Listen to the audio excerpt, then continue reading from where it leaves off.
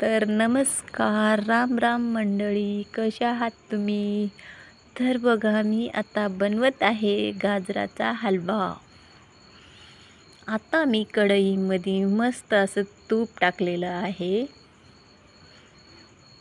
आणि हे गावरान तूप आहे. आणि गावरान तूप जर आपण गाजराच्या हलव्यात टाकलं तर गाजराच्या हलव्याची एवढी मस्त टेस्ट होते ना, की तुम्ही करून एकदाच खाऊन बघा, इतकं मस्त लागतो गाजराचा हलवा. तर आता मार्केटमध्ये गाजर संपत आलेले आहेत. मार्च महिना आहे म्हणून गाजर संपत आलेले आहेत. तर मग गाजराचा हलवा खाण्याची इच्छा मात्र संपत नाही, कारण मला गाजराचा हलवा खूप आवडतो.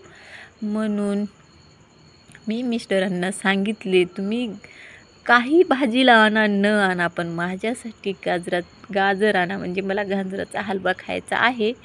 तर त्यांनी आणले पण, आणि मी बनवत आहे गाजराचा हलवा.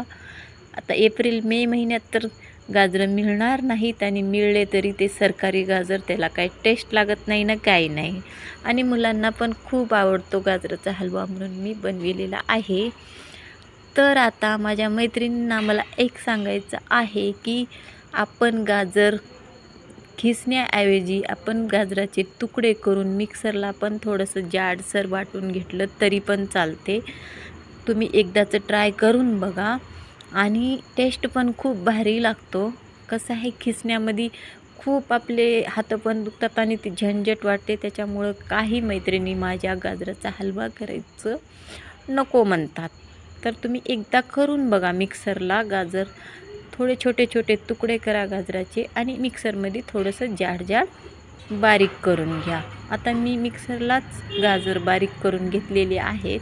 तर तुम्हाला वाटते का मी गाजर मिक्सरमध्ये काढले म्हणून? असं वाटते ना, मी खिसूनच घेतलेले आहे. तर बघा, आता मस्त दूध टाकलेलं आहे मी, थोडंसं गाजर शिजवून, आणि बघा किती मस्त असा मऊ झालेला आहे गाजराचा हलवा, आणि एवढी मस्त सुगंध येत आहे गाजराच्या हलव्याचा, तुपाचा ते. तर माझं व्हिडिओ जर तुम्हाला आवडत असेल तर चॅनलला सबस्क्राईब, लाईक करायला विसरू नका. तर बाय बाय भावा बहिणींनो.